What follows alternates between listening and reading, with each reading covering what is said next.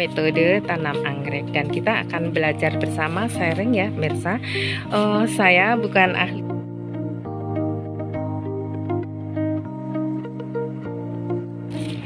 Assalamualaikum warahmatullahi wabarakatuh. Selamat sore teman-teman pemirsa dan juga sahabat pecinta tanaman hias, khususnya anggrek.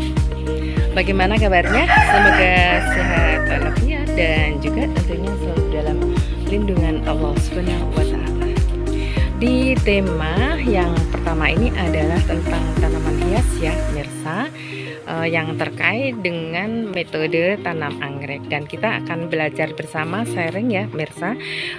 Saya bukan ahlinya anggrek, tapi kurun waktu yang singkat, terbilang singkat ya Mirsa, saya mempelajari tentang metode tanam anggrek ini, dan kebetulan ada pemirsa yang berada di channel YouTube itu bertanya gitu ya, Bun, anggreknya kok bagus, subur-subur, itu gimana caranya gitu.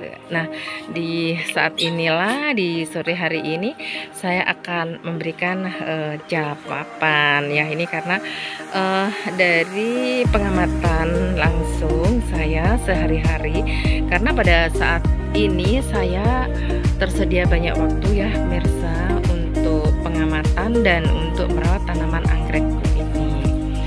Nah Mirsa, untuk perawatan anggrek ini sebetulnya saya masih belum lama ya, dan dulunya anggrek-anggrek ini aku taruh di pot pemirsa, dan aku pakai media arang. Setelah sekian lama saya amati, anggrek-anggrek ini tidak kunjung berbunga, dan setelah saya bongkar, saya propagasi, di arangnya itu banyak kutu putih ya, seperti kutu sisik, dan juga ada jamur, ada semut juga ya Mirsa. Nah, berawal dari itu akhirnya saya memutuskan untuk mengalihkan anggrek ini, saya memakai metode kayu seperti ini. Dengan metode kayu ini kurang lebih sekitar 6 bulan anggrek saya ini jadi lebih bagus kondisinya dan lebih subur ya Mirsa. Selain itu saya juga membuat kolam ya, sebenarnya tujuannya bukan untuk anggrek tapi untuk kegiatan gitu ya Mirsa, dan juga untuk pemenuhan dari kebutuhan dapur, tentunya adalah sebagai salah satu isi piringku, yaitu lauk pauk untuk keluarga ya Mirsa. Nah, setelah itu aku baca-baca, sebenarnya kayu yang digunakan itu yang bagus adalah dari kayu kopi ya Mirsa ya, atau juga dari kayu-kayu lamtoro. Tapi aku ini karena masih coba-coba ya, cobalah kayu yang seadanya, dan kayunya itu tak beraturan Mirsa, ada yang pendek ya, dan juga ada yang seperti ini nih Mirsa, dan juga ada yang hanya batangan seperti ini. Pokoknya seadanya ya Mirsa, seadanya. Nggak taunya setelah selang beberapa bulan gitu, anggrek ini jadi banyak berbunga dan juga bagus pertumbuhannya ya pemirsa. Dan saat sekarang ini banyak sekali lebat bunganya ya, seperti ini. Jadi seperti ini pemirsa, kayu-kayu seadanya ya. Kalau waktu uji coba itu langsung aku gunakan kayu-kayu yang seperti kayu yang kopi ya Mirsa, atau juga kayu-kayu yang keras tidak segera lapuk, itu mungkin akan lebih bagus. Tapi waktu itu saya memang kayu seadanya ya, kayu bakar yang banyak terdapat di lingkungan aku, utamanya dari saudara-saudara aku pemirsa ya, memiliki pohon-pohon besar, dan ini aku ambil ya dari ranting-ranting pohon itu yang aku gunakan untuk nempelkan anggrek itu. Nah, kalaupun kolam ini bisa bermanfaat juga untuk anggrek adalah air kolamnya ya Mirsa. Jadi karena banyak ikan dan air dari kolam yang berisi ikan itu memang bagus untuk nutrisi anggrek-anggrek kita. Nah, ikannya sudah mulai besar-besar ya. Dan ini selalu kita ambilin airnya pemirsa, dan nanti bisa kita isi lagi gitu ya. Dan ternyata sekarang ini anggrekku jadi bagus pertumbuhannya ya, salah satunya itu. Dan setelah kita beralih ke metode tanam anggrek di kayu ini, saya akhirnya juga memakai kayu-kayu yang batangan besar pemirsa, yang saya pakai untuk menempel anggrek juga. Seperti ini ya pemirsa, jadi batangnya itu gede-gede gitu, dan di ujung sana itu juga ada yang batangnya itu besar dan daunnya itu juga sehat gitu loh pemirsa. Dari hijau daun dan klorofilnya ini kelihatan hijau banget ya. Ini tandanya anggrek-anggrek kita itu memang kondisinya sehat gitu.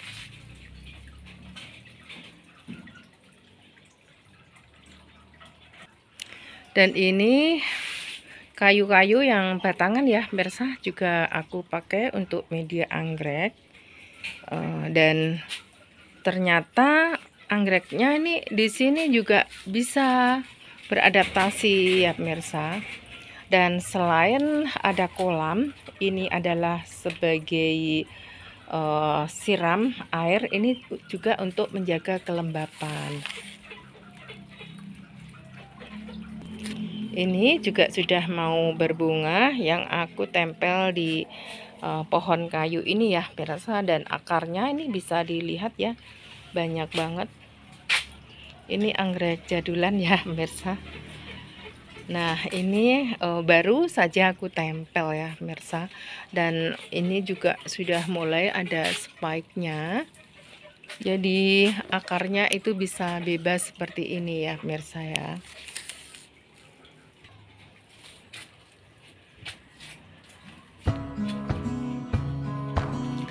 Dan teman-teman, dari pertanyaan ya yang berada di channel aku, jadi kita pertama kali persiapan untuk media tanamnya kita pilih atau dari kayu, atau dari cacan pakis, dari arang, bisa dari sabut kelapa gitu ya, dan juga ada yang dari moss. Nah seperti itu baru kita tentukan, dan nanti kita akan kita evaluasi ya pemirsa, dan bagaimana untuk teknik perawatan, penyiraman, dan pemupukannya dari masing-masing media tanam itu nanti akan berbeda-beda. Nah seperti itu.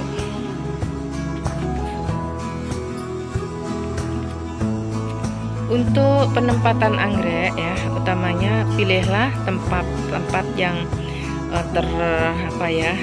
kelembapannya itu ya terjaga ya pemirsa. Jangan sampai terlalu banyak air, kebanyakan maksudnya, jangan terlalu terpapar sinar matahari. Nah jadi kita akan jaga kelembapannya agar supaya anggrek-anggrek kita ini jadi tumbuh dengan bagus. Dan juga mungkin untuk paparan sinar matahari ini cukup 50% saja ya pemirsa, jadi tidak terlalu panas. Dan selain kolam mungkin juga bisa kita bantu dengan paranet, walaupun itu sederhana untuk mengurangi dari paparan sinar matahari, utamanya di saat kemarau panjang seperti ini. Selanjutnya, bagaimana dengan sirkulasi udara?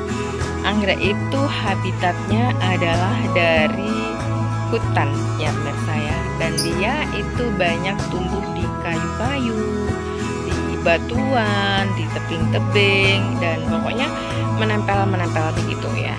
Dan setelah diadop oleh kita, maka anggrek itu setidaknya itu tidak jauh dari habitatnya ya. Bisa di kayu, bahkan juga di batu ya. Mungkin di pakis ya, dan juga bisa di cacahan pinus. Itu kan juga dari kayu ya. Sebangsa kayu medianya. Dan ada juga yang dari moss ya, pemirsa ya. Nah, sirkulasi anggrek ini juga cukup ya, udaranya yang semilir, yang sepoi-sepoi itu akan menjadikan pertumbuhan anggrek ini akan bagus ya, pemirsa. Sejuk ya, anginnya itu sepoi-sepoi, dan nutrisi dan sari-sari makanan dari anggrek ini adalah dari udara. Jadi sirkulasi udara itu harus cukup ya, cukup kelembapan, cukup udara, dan cukup paparan sinar matahari ya untuk memasak sari-sari makanan ya, pemirsa ya, tentunya ya. Nah, selain itu pemirsa, paparan matahari itu juga kita perlukan kan, seperti itu. Jadi kita juga harus tahu kalau katakanlah anggrek kita itu terpapar 50% dari sinar matahari, dan medianya apa sih? Medianya katakanlah kayu dengan kondisi alam yang sangat terik seperti ini ya, panas ya, ekstrim kan sekarang ini dikit. Jadi anggrek kita juga harus kita lakukan penyiraman setiap hari. Penyiraman itu bagus di pagi hari sekalian, dan juga bisa jam 3 sampai jam 4 sore atau jam 4 sampai jam 5 sore ya. Itu bagus sekali untuk melakukan penyiraman anggrek ya, pemirsa. Nah, khusus untuk anggrek sejenis dendrobium itu memang bisa full rain, full sun ya, pemirsa ya. Dan tapi untuk anggrek bulan dan juga anggrek-anggrek yang lain itu rasanya memang hanya cukup 50% aja kuat berada di paparan sinar matahari. Kita lihat dulu bagaimana anggrek-anggrek kita ya, pemirsa. Nah, selain itu ya, pemirsa, untuk penyiraman itu beda ya dengan anggrek yang berada di media tanam seperti kayu seperti ini, dan seperti dipakis. Itu beda dengan anggrek yang kita pakai media tanamnya dari moss. Moss itu banyak sekali menyerap dari air ya, pemirsa. Beda dengan media kayu, itu poros ya. Begitu kita siram itu langsung terkuras airnya. Beda dengan moss itu akan menyerap air yang banyak dan sulit untuk segera terkuras airnya atau kering ya medianya. Untuk itu kita kalau memakai media tanam moss itu kita bisa menyiramnya 2-3 hari lah, cukup ya, pemirsa. Karena moss itu sifatnya adalah menyerap dari air ya, dari bekas penyiraman. Kalau kita siram ini, nah seperti ini pemirsa, langsung terkuras ya. Kalau kita kasih tamparan seperti dari sabut kelapa ini kan tidak terbungkus semua, akarnya masih kelihatan ya, pemirsa. Jadi bisa ya kita siram sehari sekali lah ya, cukup ya, pemirsa. Nah, seperti ini ya, pemirsa, akar-akarnya. Ini juga, nah, ini.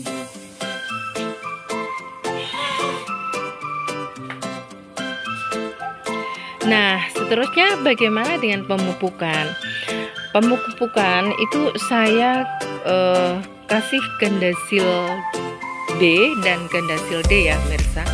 Kalau untuk gandasil untuk yang daun dulu ya.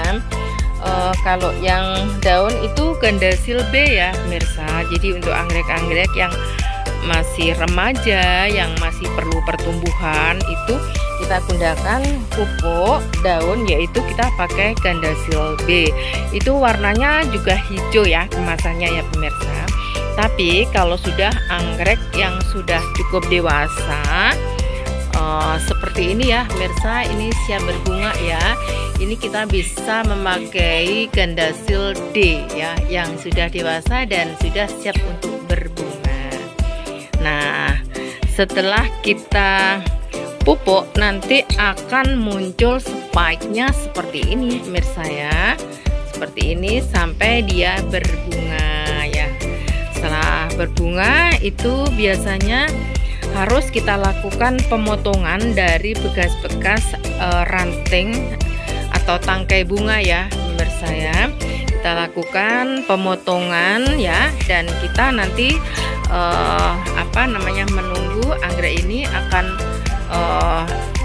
bersemi lagi ya. Ada persemaian baru ya pemirsa ya, seperti ini. Dan juga mungkin untuk anggrek yang berada di media pot maupun juga mungkin di media yang lain ya pemirsa ya, kalau akarnya sudah terlalu penuh itu sebaiknya juga harus kita ganti atau kita propagasi ya. Kita bongkar dan kita mungkin juga bisa kita perbanyak ya, kita bagi, katakanlah bisa menjadi 2 pot, atau mungkin kita memakai pot yang cukup besar yang bisa menampung dari akar-akar yang sudah tidak muat lagi di pot semula ya pemirsa ya. Nah, seperti ini pemirsa. Ini kemarin potnya kecil banget pemirsa, karena akarnya penuh maka saya ganti pot yang agak besar ini dan aku tempel juga di kayu pemirsa. Jadi bunganya ini cantik banget pokoknya ya, dan daunnya itu seperti ini ya pemirsa ya, sama seperti ini juga. Kayu seadanya sih pemirsa, yang terpenting bisa untuk media gitu. Tapi sebenarnya yang bagus itu medianya kita pilih dari kayu yang tidak mudah lapuk ya, seperti kayu kopi atau mungkin kayu-kayu yang keras seperti itu ya pemirsa ya. Nah, setelah kita lakukan pemotongan, nanti anggrek ini akan terjadi penyemaian ya pemirsa. Dan ada anggrek aku ya pemirsa, itu mana ya? Sebentar aku carikan pemirsa contohnya. Di mana ya? Nah, ini nih pemirsa contohnya. Ini awalnya itu berada di pot ya pemirsa, dan sudah berbunga dan mati. Nah, tapi di atasnya itu tumbuh atau bersemi nih pemirsa. Nah, seperti ini ya. Ini sebaiknya akan kita potong di sini ya. Kita potong dan kita akan taruh di media yang lain ya. Dan ini nanti akan tumbuh lagi penyemaian daun baru atau tunas baru, dan ini juga nanti akan berada di pot yang baru ya pemirsa. Nanti rencananya juga aku tempel di kayu juga, nanti akan kita carikan. Nah, nanti ini mau saya potong ya pemirsa, mau saya potong sebatas ini dan mau saya tempel di sini ya. Di sini ya pemirsa, kita tempel di sini. Kita akan menggunakan tamparan dari sabut kelapa. Nanti akan saya tempel di sini ya pemirsa. Jadi nanti akan jadi 2 pot. Nah, ini pemirsa akarnya ya sudah keluar seperti ini. Dan ini bisa dilihat pemirsa, akarnya banyak banget ya pemirsa ya. Banyak banget akarnya.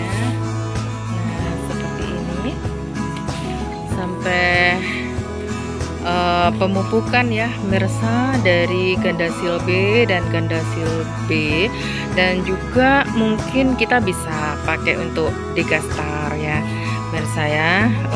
Mungkin untuk pertumbuhan ya, merangsang pertumbuhan itu bisa pakai degastar. Nah, sekarang yang terakhir adalah untuk hama ya pemirsa, untuk penanggulangan hama. Hama itu ada dari kutu, ada dari jamur, dan juga ada dari sebangsa serangga ya, belalang. Ada dari serangga yang lain ya pemirsa, yang biasanya menjadi anggrek kita nanti tidak sehat dan tidak subur. Nah, dari pengendalian hama ini pemirsa, dari serangga, kutu putih, kutu sisik, dan juga belalang, semut ya, itu bisa langsung kita berikan pestisida saja ya pemirsa ya. Kita biasa pakai Alika atau betadin ya pemirsa ya. Nah, bila mana ada tanaman kita yang tidak sehat, jangan sampai terlanjur mati atau mungkin terlalu kering dan juga akarnya busuk ya, itu harus segera ditanggulangi ya pemirsa ya. Dan ada pupuk hama, ini bisa kita beli di kios-kios bunga, dan kita sesuaikan saja dengan kondisi di daerah pemirsa atau teman-teman sekalian. Kita lihat anggreknya. Kalau untuk sebangsa jamur ya, bakteri pemirsa ya, itu biasanya kita bisa pakai antrakol ya pemirsa, bisa pakai ditan dan lain-lain ya. Dan pemupukan dan penanggulangan hama itu juga bisa dilakukan secara berkala atau interval waktu gitu ya pemirsa ya. Nah, saya kira itu ya pemirsa ya, kita siapkan bila mana teman-teman sahabat semuanya ingin menanam atau mencoba budidaya anggrek ya, skala rumahan ya pemirsa. Saya juga bukan ahlinya, juga bukan nursery anggrek yang besar, tapi aku langsung pengamatan, jadi aku bisa menjawab dari teman-teman yang bertanya ya di kolom komentar, karena setelah saya mengunggah dari video metode tanam anggrek ini, banyak teman-teman yang bertanya, antara lain dari pengalaman aku seperti itu yang sudah aku sampaikan tadi. Dan jangan lupa tadi sudah saya sampaikan, setelah anggrek-anggrek kita ini berbunga seperti ini, pastinya sudah rontok jelek ya pemirsa, segera kita potong. Tapi untuk anggrek bulan itu biasanya ada salep pemirsa, yang nantinya akan muncul bunganya lagi ya. Tapi untuk anggrek-anggrek dendro itu biasanya bisa kita potong, dan setelah kita potong nanti akan terjadi regenerasi lagi. Dan juga ada muncul ya tunas-tunas baru gitu sih pemirsa ya. Nah pemirsa, saya kira cukup sekian ya pemirsa ya. Semoga saja teman-teman dan pemirsa yang bertanya di kolom komentar itu sudah sebisanya aku jawab, dan ini memang testimoni gitu ya pemirsa ya, dari apa yang saya alami dan aku melakukan pengamatan sehari-hari dari tanaman anggrek aku ini. Oke, sampai jumpa ya pemirsa di kebun kita. Semoga teman-teman suka dan tidak bosan ya. Semoga saja tidak ya pemirsa, karena kita itu selalu berganti-ganti tema. Dan nanti setelah tema 1 kita akan ganti tema 2, yaitu tutorial merangkai bunga, baik bunga hidup maupun bunga artifisial. Dan untuk dekorasi mungkin kita juga akan menampilkan dari dekorasi-dekorasi, mungkin meja makan, meja prasmanan dan sebagainya. Jadi jangan selalu tinggalkan channel aku ya pemirsa. Dan untuk tema yang keempat nanti itu kita akan wisata ya. Kalau kita sudah bosan tanaman hias, kita akan merangkai bunga, kita akan ke taman ya, juga dekorasi, dan juga kita akan berjalan-jalan ya. Kita juga bisa berpariwisata gitu ya mirsa ya. Jadi ada 4 tema, jadi tidak akan bosan, dan kita akan secara berkala berganti-ganti tema ya mirsa. Oke pemirsa, selamat sore, selamat istirahat bagi teman-teman yang masih akan melanjutkan aktivitasnya. Selamat beraktivitas ya, semoga kita juga selalu diberikan kelancaran, kemudahan, juga diberikan sehat ya mirsa. Sampai jumpa di video yang akan datang, dan juga jangan lupa untuk selalu dukung channel aku dengan cara like and share, komen dan subscribe, juga selalu aktifkan tombol loncengnya. Terima kasih, sampai jumpa lagi. See you. Wassalamualaikum warahmatullahi wabarakatuh.